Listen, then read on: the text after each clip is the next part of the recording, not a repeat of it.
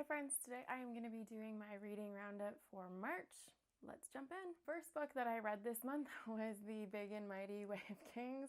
I had started it in April, but I only finished it in March. It took me probably around 11 or 12 days to finish. I initially was trying to average about 100 pages a day. Some days I did more, some days I did less.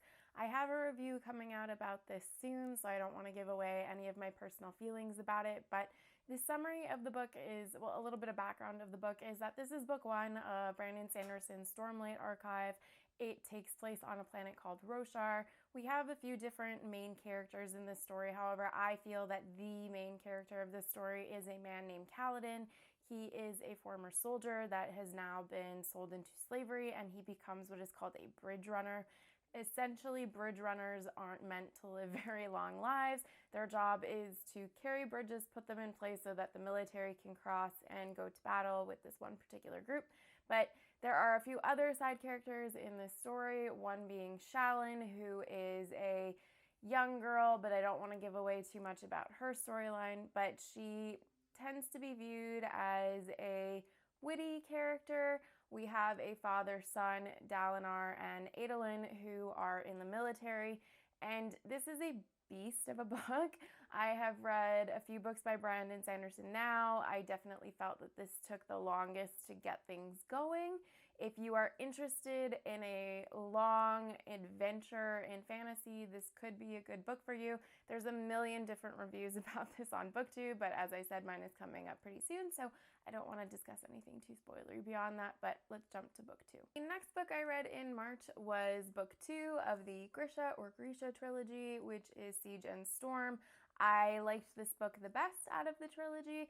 It takes place basically immediately following the events of book one, Shadow and Bone, which is also known as the Shadow and Bone trilogy. We see Alina and Mal have set sail across the sea, but soon after are found by the Darkling, and the plot gets moving rather quickly. If you are familiar with Shadow and Bone, then you understand that Grisha are born with this ability to wield something called the small science. This means that people can be able to manipulate water, fire, wind, and in the case of two specific individuals, there is the Darkling who can manipulate shadow, and there is Alina Starkov. She can affect light, and she is one of a kind. She is the only one that can do this.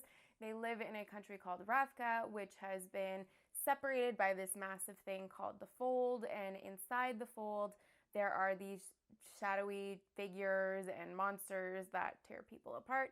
You need a sun summoner to be able to take it down. And we find out in the first book that there are things called amplifiers that help amplify Grisha magic. So Alina is on a quest to collect these in order to take down the Fold. Siege and Storm book two is acquiring the second amplifier, and it's a lot of political scheming, and I found this book really interesting because of that. And I also really liked some of the new characters that we meet in this book, specifically those characters being Tamar and Talar and Stormhund and Nikolai. I don't want to give away too much because I do think this is the best book of the trilogy, and it was a really fun and easy read. It took me, I think, 2 days. It was just really, really quick. It's fun. It's good. It's YA, so if that's your thing, you should probably check it out. Book three will be no surprise. It is Ruin and Rising, which is the final book of the Grisha trilogy, and I wanted to read this because as I started watching season 2 of Shadow and Bone, it became clear really quickly that they had moved well beyond book 2, and they were starting to pull from supplemental material, so I wanted to read it and see where the differentiations happened between the book and the show. I made 4 videos about this, I think, for the differences between the books and the show. You can check them out on my channel.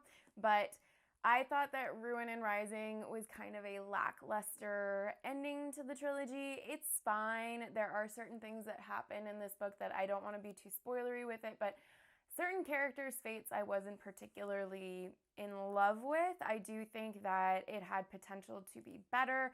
I didn't hate some of the way that it ended, that it seems a lot of other people do.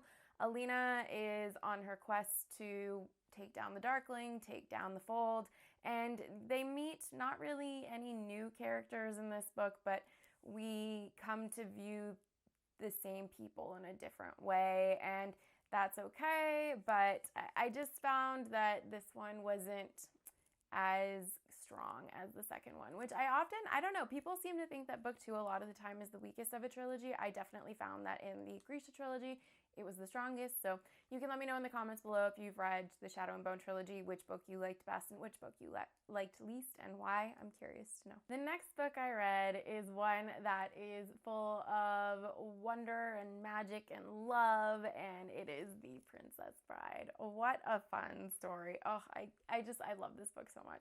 If you're like me and you grew up watching the movie, then you might not even know that The Princess Bride is actually based on this book. I didn't until I was an adult, and it lives up to the hype so well. I'm gonna make a video on this because honestly, I feel like this is one of the most perfect adaptations I've ever seen / read. The characters are more developed and fleshed out in the book just a little bit, but it is so fun, and the author is so smart and so witty that you're sitting there going, wow, I just am so in love with all the words on these pages because they are brilliant, and it's such a fun way to spend a couple of afternoons. It's not a long read. It, as you can see, is not a super long read, but it is one that is well worth reading. I highly recommend. It was a great read. Final book that I read for the month of March was Six of Crows. I once again returned to the Grishaverse. I wanted to see how the Six of Crows story turned out because, as I said, things were moving on in the show and I was not in love with it. So I really wanted to dive into the story of the crows and get my feet wet, and it was a really fun ride. Six of Crows, in my opinion, is substantially better than the Grisha trilogy as a whole. That's not to say that I didn't enjoy the Grisha trilogy. I did. However, Six of Crows is just fun. It's a heist. It's exciting. Even though the characters are 17, 18 years old, I feel like if you weren't told that at the very beginning, you wouldn't necessarily classify this as a YA novel. It is just fun. The characters are really, some are very endearing, some are a little less endearing, but Leigh Bardugo, the author, gives really fascinating backgrounds for each of her characters, and it's woven in a way that is just really beautiful, and I loved this. I like the dynamics between the crows. There are 6 of them, as the title might give off, and the heist is one that I really enjoyed.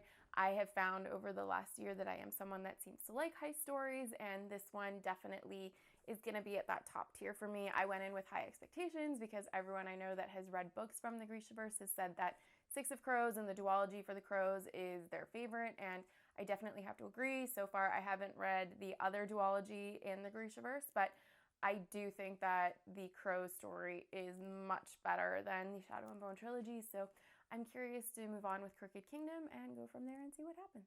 Let me know in the comments below what you read this month. I am curious. I'm always looking for new reads, so if it's something that you think that might be up my alley, please let me know down below. If you would like to help support me, you can hit like and subscribe. If you'd like to come chat with me about books or cats or things like that, you can find me on Instagram at FantasyAwash. And as always, I will see you next time. Bye.